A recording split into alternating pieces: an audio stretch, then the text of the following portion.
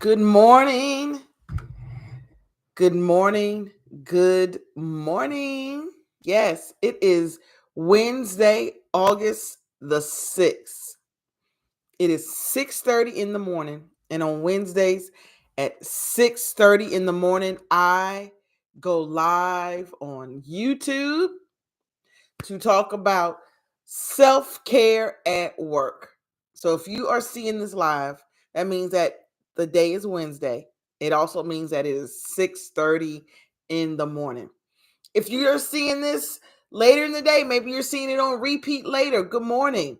Hello to you, because maybe good afternoon to you. Hello to you. And thank you for coming on and viewing the video today. Today, I am going to talk about why you should stop working through lunch. And let me just back up a minute and introduce myself if you've never seen me or interacted with me before on this channel. I'm Belinda Harris. I am your HR insider.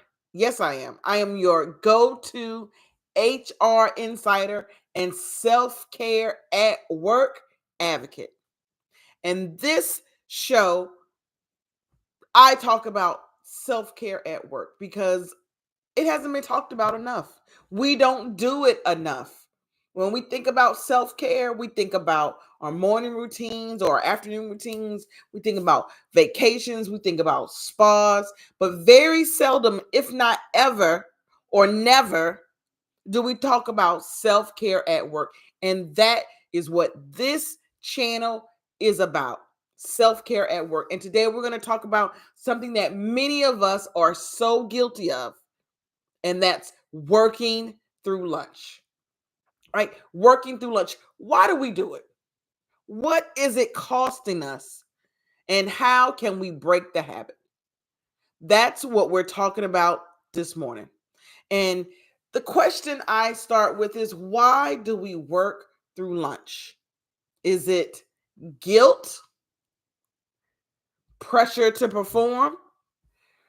Maybe it's fear of falling behind.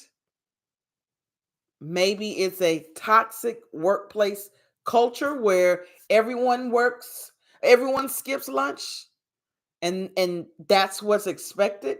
You have a lunch break, but you skip lunch, right? Is it a toxic workplace culture? Or is it a badge of honor? Or do we work through lunch because we feel like that's a badge of honor? I've worked through lunch. Skipping lunch doesn't make you more productive. It doesn't. It makes you more exhausted. Research shows that breaks, especially midday breaks, improve focus, creativity, and decision making. So you may be thinking, if I skip through lunch or work through lunch, I'm focused. I'm more focused. I'm more creative. And that's not true. Research shows that is not true. According to a Torque survey, 90% of employees who take lunch breaks report feeling refreshed and ready to get back to work. So it's the opposite.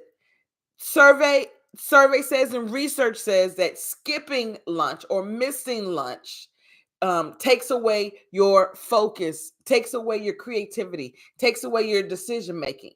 But that if you take your lunch, you come back refreshed, you come back ready, you come back more focused, you come back more creative, and you come back ready to make better decisions.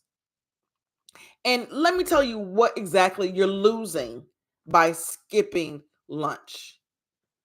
The first thing you're losing is your energy. You're losing your energy. When you skip lunch, you're losing your energy because you wouldn't expect your car to run on empty. You wouldn't expect your car to keep going no matter how many miles in a week or in a month that you drive, to keep going and never put gas in it. You would not expect that of your car. Why do you expect that of yourself? So just keep going. Don't fuel it. Don't take your breaks to fuel it. Self care at work. Don't give yourself anything. Just keep going. Even on empty, you keep going. Why do you expect that? So when you're skipping lunch, you're losing your energy. The second thing you're losing is your mental health. And we all need that more than ever before. If we didn't need it in the past, let me tell you, we need our mental health now, at work and outside of work, more than we ever have in the past. And when you're skipping lunch, you lose your mental health because without breaks, stress builds up. Think about it. When you are working and you don't have a break, stress just keeps coming, right? It just keeps coming, keeps coming, keep coming. You need breaks so that you can kind of gather yourself together to focus on yourself so that when stress comes, you're able to deal with it. Without breaks, stress builds and you lose the space to decompress. That's what happens without breaks. That's what happens when you're skipping your lunch on a regular. The other thing that you're losing by skipping lunch, your boundaries. And on this channel, if we've said boundaries once, we've said it 1,000 times, and here's 1,001.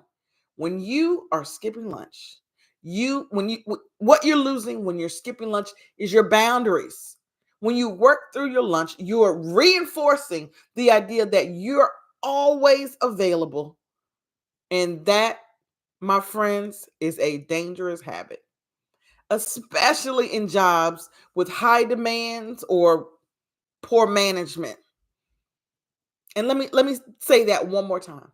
When you work through your lunch, you're reinforcing the idea that you're always available, always. And that it's dangerous.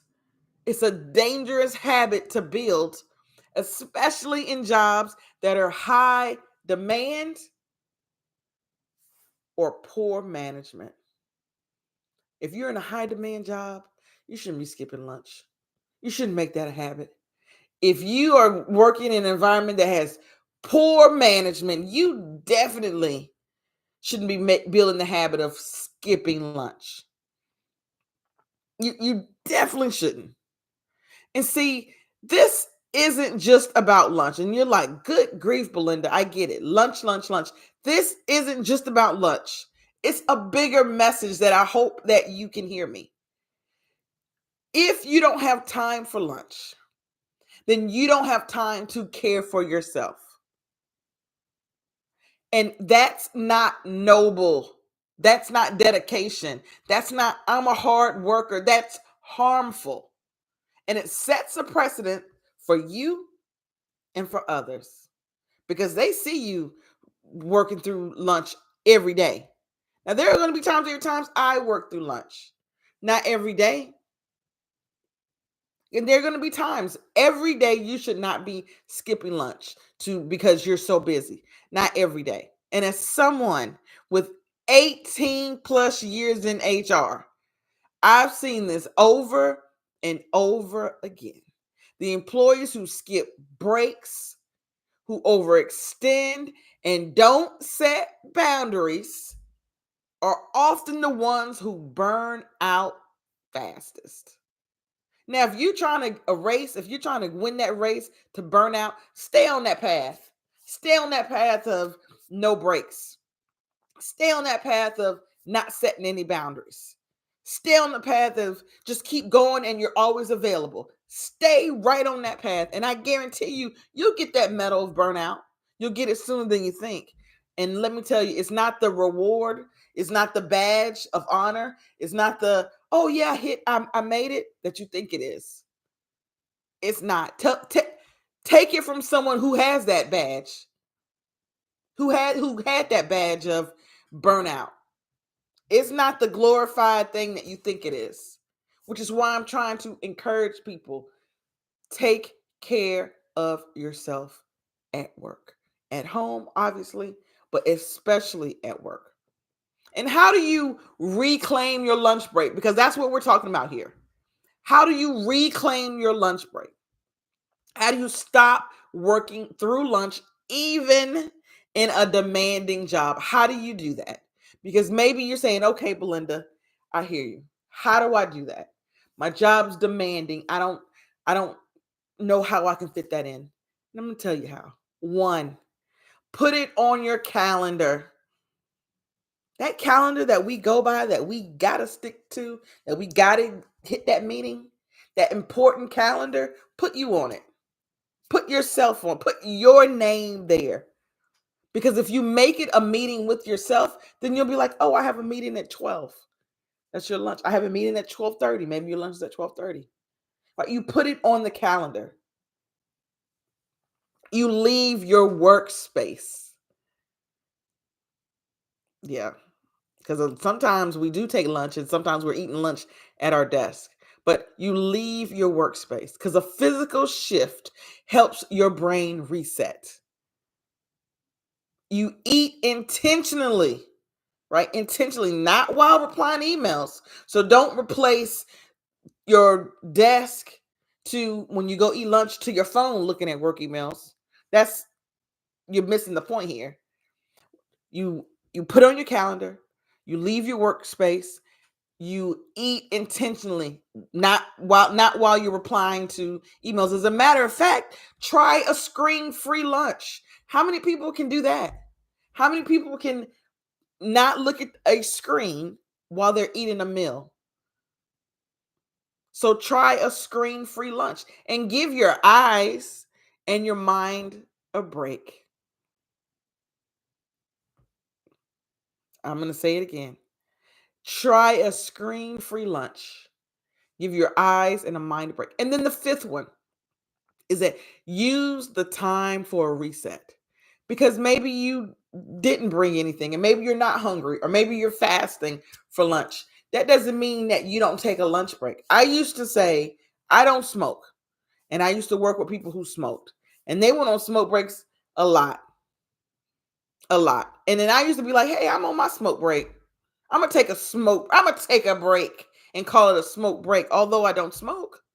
So just because you may not eat lunch at work, right? So you may say, well, I don't eat lunch at work. I eat a big breakfast and I eat dinner or I fast during lunch. That's fine. Use that time for a reset, a short walk, journaling, breathing, or just here's a good one. Sitting in peace. Just sit in peace. You put yourself on the calendar because what's on that calendar must happen. What's on that calendar are important meetings. So your name needs to be there. So you put yourself on the calendar. You leave your workspace. You make a physical shift. It helps your brain reset. You eat intentionally, which means you're not replying to emails. You don't leave your desk computer to go sit on your phone answering emails. You don't do that. So you eat intentionally, or better yet, you try a screen free lunch where you just don't eat. You give your eyes and your mind a break. And if you don't eat lunch because maybe that's not your thing, use the time for a reset. It's the perfect time to take a short walk or journal or breathing or just sitting in peace. Just sitting in peace. And I just want to recap that working through lunch is a fast track to burnout. It's a fast track. You think it's not. You think, oh, it adds up. You're on the track to burnout. Reclaiming your breaks equals reclaiming your boundaries. Reclaiming your breaks equals reclaiming your boundaries.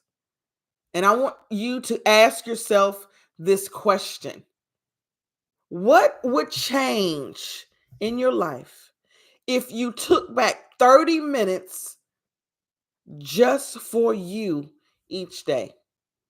What would change in your life if you took back 30 minutes of your life just for you, just to focus on you, just about you, not your family, not work, not anything? What do you think would change if you did that every day?